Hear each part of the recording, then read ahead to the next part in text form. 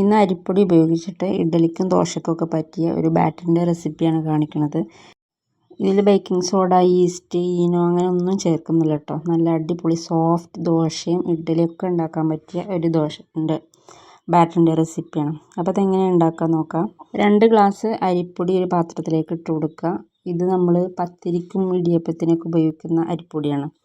പിന്നെ 2 ഗ്ലാസ് അരിപ്പൊടി എടുക്കുമ്പോൾ 1 ഗ്ലാസ് ചോറ് എടുക്കുക. ഏത് അരിയുടെ ചോറായാലും കുഴപ്പമില്ല. എന്നിട്ട് ഇത് നന്നായിട്ടൊന്ന് മിക്സ് ചെയ്ത് കൊടുക്കുക. ഇത് പുളിച്ച് പൊങ്ങി വരാനായിട്ട് ഈ ഒരു സൂത്രമാണ് ഇതിൽ ഒഴിച്ച് കൊടുക്കുന്നത്. ഇത് 2 സ്പൂൺ സുർക്കയാണ്, വിനാഗിരി. പിന്നെ അതിലേക്ക് 1 സ്പൂണ് പഞ്ചസാര ഇട്ടിട്ട് നന്നായിട്ട് മിക്സ് ചെയ്ത് കൊടുക്കുക. ഇത് നന്നായിട്ട് ഇതിൽ അലിഞ്ഞ് വരണം. അത് അലിഞ്ഞ് വരാനായിട്ട് കുറച്ച് സമയം എടുക്കും. അപ്പോൾ അത് ഒരു 2-3 മിനിറ്റ് ഇങ്ങനെ നന്നായിട്ട് അലിയിച്ചെടുക്കണം. എന്നിട്ട് നമ്മുടെ ഈ അരിപ്പൊടിയുടെ മിക്സിലേക്ക് ഇത് ഒഴിച്ച് കൊടുക്കുക. പിന്നെ ആവശ്യത്തിന് വെള്ളം ഒഴിച്ച് കൊടുക്കുക. കുറച്ച് ഇങ്ങനെ ഒഴിച്ച് നോക്കുക. അത് നമ്മൾ അരിപ്പൊടിയുടെ ഇതിനനുസരിച്ചിരിക്കും ഓരോരുത്തരുടെ വെള്ളത്തിൻ്റെ കണക്ക്.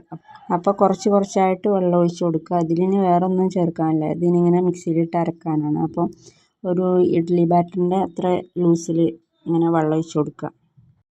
അപ്പോൾ ഇത് ഇത്രയും തിക്നെസ് മതി. ഇനി ഇത് നമുക്ക് നല്ല ഫൈനായിട്ട് അരച്ചെടുക്കാം. ഇത് രാത്രിയാണ് ഞാൻ ഈ ബാറ്റർ ഉണ്ടാക്കി വെക്കുന്നത്. അപ്പോൾ രാവിലെ ആകുമ്പോഴേക്കും ഇത് നല്ല പുളിച്ച് പൊങ്ങി വന്നിട്ടുണ്ടാകും.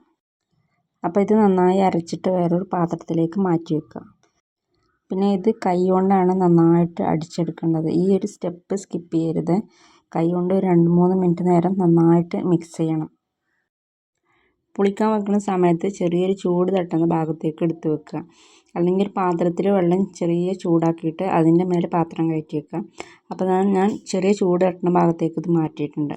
രാവിലെ ആകുമ്പോൾ ഇതേപോലെ നല്ല പെർഫെക്റ്റായിട്ട് പൊങ്ങി വന്നിട്ടുണ്ടാകും. ഈ ഒരു മാവ് കൊണ്ട് ഇഡ്ഡലി, അപ്പം, ദോശ ഇതൊക്കെ ഉണ്ടാക്കാം കേട്ടോ. നല്ല ടേസ്റ്റാണ്, അടിപൊളിയാണ്. അപ്പോൾ നിങ്ങൾ ഇതുപോലെ ഒന്ന് ഒരിക്കൽ ഉണ്ടാക്കി നോക്കുകൊണ്ടു. എന്നിട്ട് ഫീഡ്ബാക്ക് അറിയിക്കാൻ മറക്കരുത്.